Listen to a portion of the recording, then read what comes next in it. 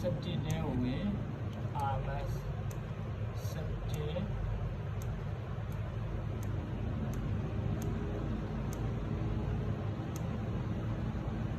နဲ့ဝင်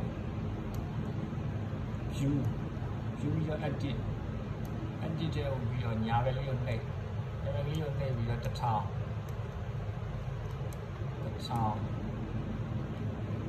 အန်တာ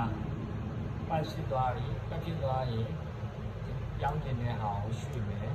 ပြောင်းတင်တဲ့ဟာကိုရွှေ့မယ်ဆိုရင်ရွှေ့ရမယ့်ဟာက address system က start level 1 2 3 DD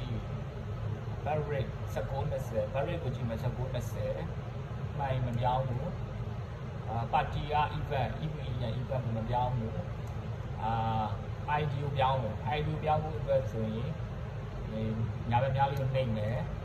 အဲ့ဒါကျွဲချင်းဖြစ်သွားတဲ့အချိန်မှာ10ဆိုရင်20ပြောင်းပြရအောင်ပေါ့နော်ကျွန်တော်ရော20ကတော့10